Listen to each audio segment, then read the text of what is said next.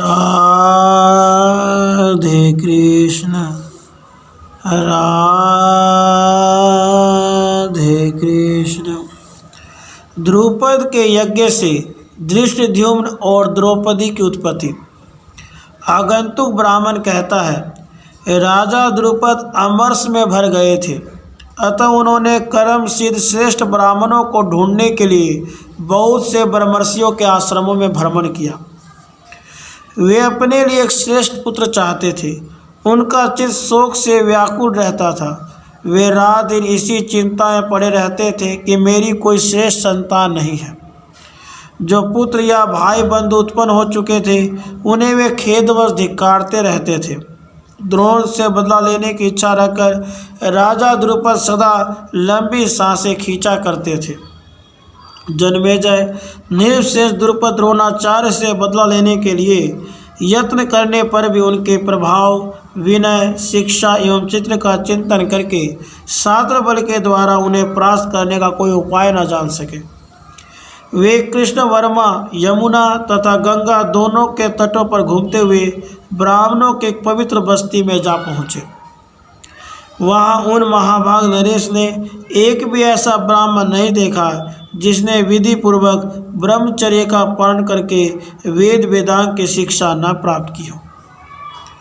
इस प्रकार उन महाभाग ने वहाँ कठोर व्रत का पालन करने वाले दो ब्रह्मर्षियों को देखा, जिनके नाम थे याज और उपयाज।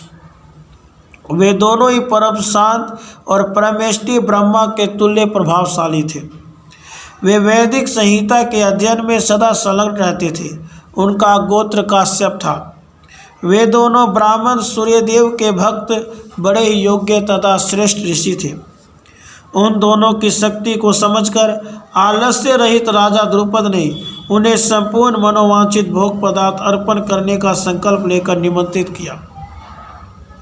उन दोनों में से जो छोटे उपयास थे, वे अत्यंत उत्तम व्रत का पालन करने वाले थे। द्रुपद एकांत में उनसे मिले और इच्छा अनुसार भोग्य वस्तुएं अर्पण करके उन्हें अपने अनुकूल बनाने की चेष्टा करने लगे।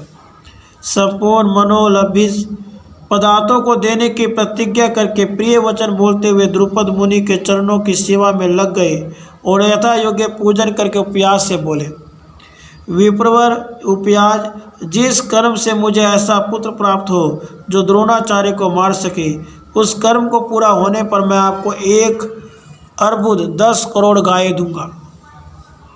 द्विश्रेष्ठ, इसके सिवा और भी आपके मन को अत्यंत प्रिय लगने वाली वस्तुएं होंगी, वह सब आपको अर्पित करूंगा, इसमें कोई संशय नहीं है। द्रुपद के यूँ कहने पर ऋषि उपयाज ने उन्हें जवाब दे दिया, मैं ऐसा कार्य नहीं करूंगा। परंतु द्रुपद उन्हें प्रसन्न करने का निश्चय करके पुनः उनकी सेवा में लगे रहे। उसके बाद 1 वर्ष बीतने पर द्विश्रेष्ठ उपयाज ने उपयुक्त अवसर पर मधुर वाणी में द्रुपद से कहा, राजन, मेरे बड़े भाई याज एक समय घने वन में विचर रहे थे। उन्होंने एक ऐसी जमीन पर गिरे हुए फल को उठा लिया जिसकी शुद्धि के संबंध में कुछ भी पता नहीं था। मैं भी भाई के पीछे पीछे जा रहा था, अतः मैंने उनके इस अयोग्य कार्य को देख लिया और सोचा कि यह पवित्र वस्तु को ग्रहण करने में भी कभी कोई विचार नहीं करते। जिन्होंने देखकर भी फल के पापजनक दोषों की ओर दृष्टिपात नहीं किया, जो किसी वस्तु को लेने में शुद्धि अशुद्धि का विचार नहीं करते, वे दूसरे कार्यों में भी कैसा बर्ताव करेंगे, कहा नहीं जा सकता। गुरुकुल में रहकर संहिता भाग का अध्ययन करते हुए भी जो दूसरों की त्यागी हुई भिक्षा को जब तक खा लिया करते थे और घृणा शून्य होकर बार बार उस अन्न के गुणों का वर्णन करते रहते थे, उन अपने भाई को जब मैं तर्क की दृष्टि से देखता हूँ तो वे मुझे फल के लोभी जान पड़ते हैं। राजा, तुम उन्हीं के पास जाओ, वे तुम्हारा यज्ञ करा देंगे। राजा द्रुपद उपयाज की बात सुनकर याज के इस चरित्र की मन ही मन निंदा करने लगे, तो भी अपने कार्य का विचार करके याज के आश्रम में गए और पूजनीय याज मुनि का पूजन करके तब उनसे इस प्रकार बोले, भगवान, मैं आपको 80,000 गोएं भेंट करता हूँ, आप मेरा यज्ञ करा दीजिए। मैं द्रोण के वैर से संतप्त हो रहा हूँ, आप मुझे प्रसन्नता प्रदान करें। द्रोणाचार्य ब्रह्मवेताओं में श्रेष्ठ और ब्रह्मास्त्र के प्रयोग में भी सर्वोत्तम है। इसलिए मित्र मानने न मानने के प्रश्न को लेकर होने वाले झगड़े में उन्होंने मुझे पराजित कर दिया है। परम बुद्धिमान भरद्वाज नंदन द्रोण इन दिनों कुरुवंशी राजकुमारों के प्रधान आचार्य हैं। इस पृथ्वी पर कोई भी ऐसा क्षत्रिय नहीं है जो अस्त्र विद्या में उनसे बढ़ा चढ़ा हो। द्रोणाचार्य के बाण समूह प्राणियों के शरीर का संहार करने वाले हैं। उनका 6 हाथ का लंबा धनुष बहुत बड़ा दिखाई देता है। इसमें संदेह नहीं कि महाधनुधर महामना द्रोण ब्राह्मण वेश में अपने ब्राह्म तेज के द्वारा क्षत्रिय तेज को प्रतिहत कर रहे हैं। मानो जमदग्नि नंदन परशुराम की भांति क्षत्रियों का संहार करने के लिए उनकी सृष्टि हुई है। उनका अस्त्र बड़ा भयंकर है। पृथ्वी के सब मनुष्य मिलकर भी उसे दबा नहीं सकते। घी की आहुति से प्रज्वलित हुई अग्नि के समान वे प्रचंड ब्राह्म तेज धारण करते हैं और युद्ध में शास्त्र धर्म को आगे रखकर विपक्षियों से भिड़ंत होने पर वे उन्हें भस्म कर डालते हैं। यद्यपि द्रोणाचार्य में ब्राह्म तेज के साथ साथ शास्त्र तेज भी विद्यमान है, तथापि आपका ब्राह्म तेज उनसे बढ़कर है। मैं केवल शास्त्र बल के कारण द्रोणाचार्य से हीन हूँ, अतः मैंने आपके ब्राह्म तेज की शरण ली है। आप वेद वेताओं में सबसे श्रेष्ठ होने का द्रोणाचार्य से बहुत बड़े चढ़े हैं। मैं आपकी शरण लेकर एक ऐसा पुत्र पाना चाहता हूँ जो युद्ध में दुर्जय और द्रोणाचार्य का विनाशक हो। याज जी, मेरे इस मनोरथ को पूर्ण करने वाला यज्ञ कराइए। उसके लिए मैं आपको 1 अर्बुद गोये दक्षिणा में दूंगा। तब याज ने तथास्तु कहकर यजमान के अभिष्ट सिद्धि के लिए आवश्यक यज्ञ और उसके साधनों का समन किया। यह बहुत बड़ा कार्य, ऐसा विचार करके याज ने इस कार्य के लिए किसी प्रकार की कामना न रखने वाले उपयाज को भी प्रेरित किया तथा याज ने द्रोण के विनाश के लिए वैसा पुत्र उत्पन्न करने की प्रतिज्ञा कर ली। इसके बाद महातपस्वी उपयाज ने राजा द्रुपद को अभीष्ट पुत्ररूपी फल की सिद्धि के लिए आवश्यक यज्ञ कर्म का उपदेश किया और कहा, राजन, इस यज्ञ में तुम जैसा पुत्र चाहते हो वैसा ही तुम्हें होगा। तुम्हारा वह पुत्र महान पराक्रमी, महातेजस्वी और महाबली होगा। उसके बाद द्रोण के घातक पुत्र का संकल्प लेकर राजा द्रुपद ने कर्म की सिद्धि के लिए उपयाज के कथानुसार सारी व्यवस्था की। हवन के अंत में याज ने द्रुपद की रानी को आज्ञा दी, पृषद की पुत्रवधू महारानी, शीघ्र मेरे पास हविष्य ग्रहण करने के लिए आओ। तुम्हें 1 पुत्र और 1 कन्या की प्राप्ति होने वाली है। वे कुमार और कुमारी अपने पिता के कुल की वृद्धि करने वाले होंगे। रानी बोली, ब्राह्मण, अभी मेरे मुख में तांबुल आदि का रंग लगा है। मैं अपने अंगों में दिव्य सुगंधित अंगराग धारण कर रही हूँ, अतः मुँह धोए और स्नान किए बिना पुत्रदायक हविष्य का स्पर्श करने के योग्य नहीं हूँ। इसलिए याज जी, मेरे इस प्रिय कार्य के लिए थोड़ी देर ठहर जाइए। याज ने कहा, इस हविष्य को स्वयं याज ने पकाकर तैयार किया है और उपयाज ने इसे अभिमंत्रित किया, अतः तुम आओ या वहीं खड़ी रहो। यह हविष्य यजमान की कामना को पूर्ण कैसे नहीं करेगा। ब्राह्मण कहते हैं, यूँ कहकर याज ने उस संस्कार युक्त हविष्य की आहुति जो ही अग्नि में डाली, त्यों ही उस अग्नि से देवता के समान तेजस्वी कुमार प्रकट हुआ। उसके अंगों की कांति अग्नि की ज्वाला के समान उद्भासित हो रही थी। उसका रूप भय उत्पन्न करने वाला था। उसके माथे पर किरीट सुशोभित था। उसके अंगों में उत्तम कवच धारण कर रखा था। हाथों में खड्ग, बाण और धनुष धारण किए वह बार बार गर्जना कर रहा था। वह कुमार उसी समय एक श्रेष्ठ रथ पर जा चढ़ा, मानो उसके द्वारा युद्ध के लिए यात्रा कर रहा हो। यह देखकर पांचालों को बड़ा हर्ष हुआ और वे जोर जोर से बोल उठे, बहुत अच्छा, बहुत अच्छा। उस समय हर्षोल्लास से भरे हुए इन पांचालों का भार यह पृथ्वी नहीं सह सकी।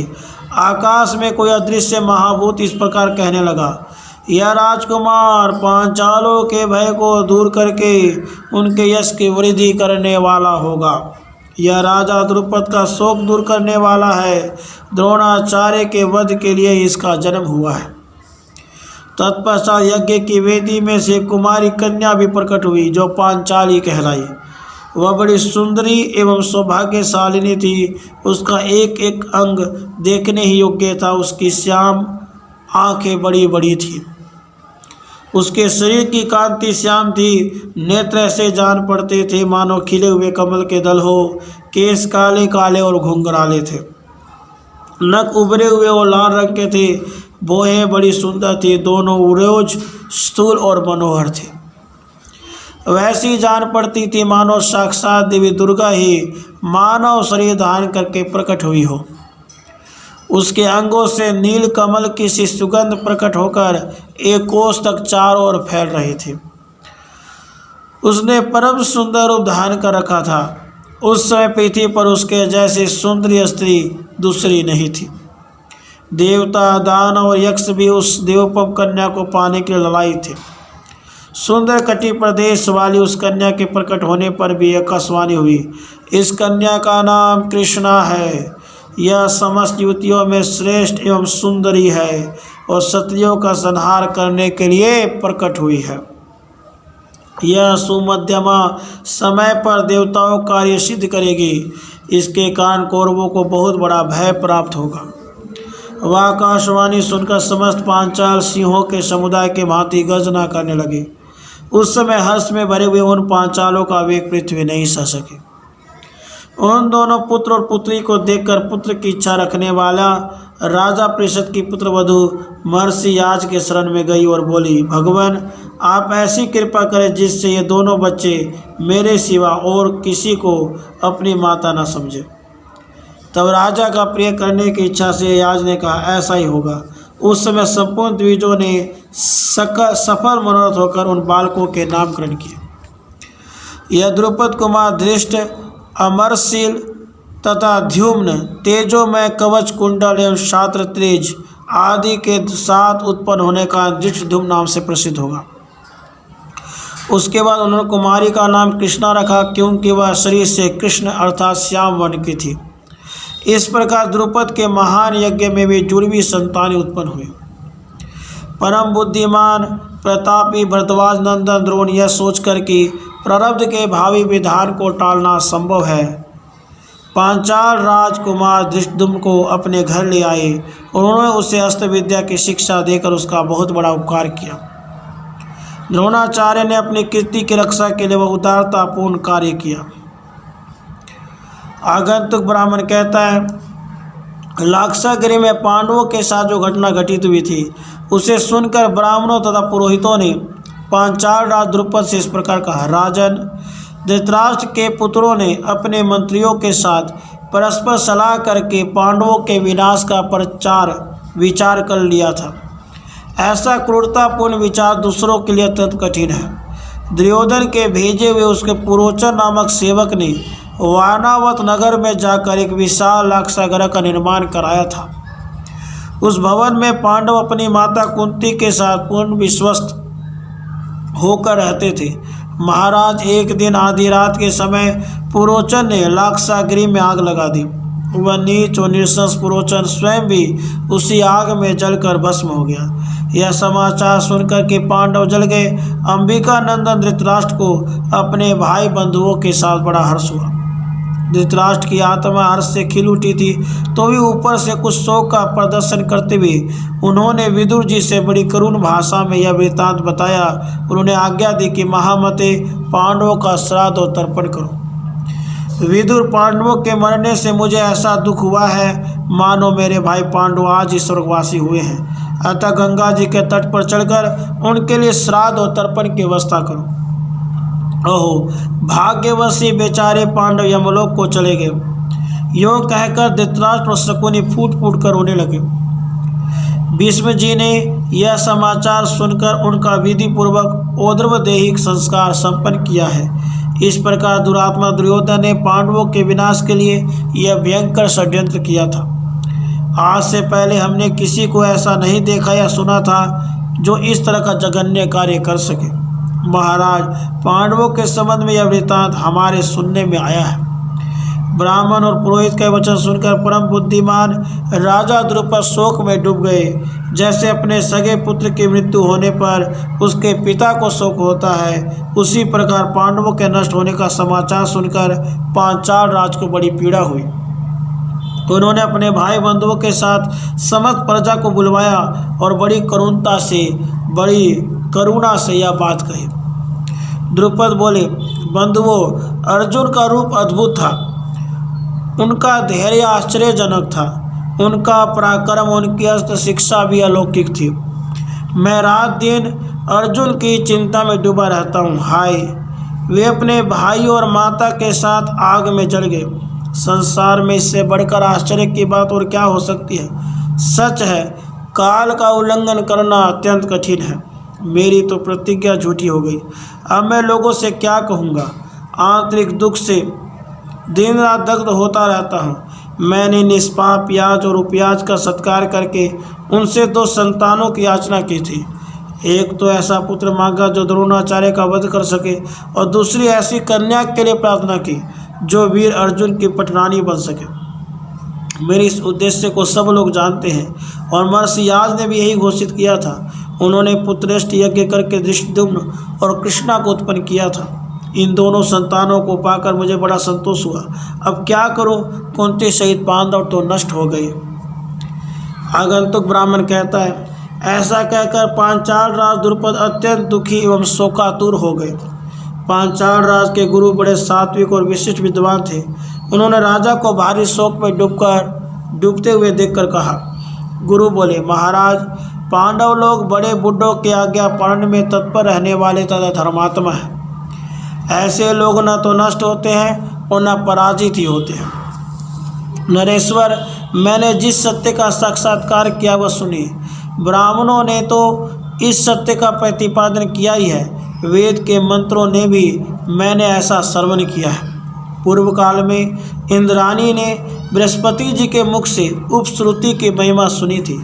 उत्तरायण के अधिष्ठात्री देवी उपश्रुति ने ही अदृष्ट हुए इंद्र का कमलनाल की ग्रंथि में दर्शन कराया था। महाराज, इसी प्रकार मैंने भी पांडवों के विषय में उपश्रुति सुन रखी है। वे पांडव कहीं न कहीं अवश्य जीवित है, इसमें संशय नहीं है। मैंने ऐसे शुभ चिन्ह देखे हैं जिनसे सूचित होता है पांडव यहाँ अवश्य पधारेंगे। नरेश्वर, वे जिस निमित्त से यहाँ आ सकते वह सुनिए। क्षत्रियों के लिए कन्यादान का श्रेष्ठ मार्ग स्वयंवर बताया गया है। नृपश्रेष्ठ, आप संपूर्ण नगर में स्वयंवर की घोषणा करा दें। फिर पांडव अपनी माता कुंती के साथ दूर हो, निकट हो, अथवा स्वर्ग में ही क्यों न हो, जहाँ कहीं भी होंगे, स्वयंवर का समाचार सुनकर यहाँ अवश्य आएंगे, इसमें संशय नहीं है। अतः राजन, आप सर्वत्र स्वयंवर की सूचना करा दे, इस पर विलंब न करें। आगंतुक ब्राह्मण कहता है, पुरोहित की बात सुनकर पांचाल राज को बड़ी प्रसन्नता हुई। उन्होंने नगर में द्रौपदी का स्वयंवर घोषित करा दिया। पौष मास के शुक्ल पक्ष में शुभ तिथि एकादशी को रोहिणी नक्षत्र में यह स्वयंवर होगा, जिसके लिए आज से 75 दिन शेष है।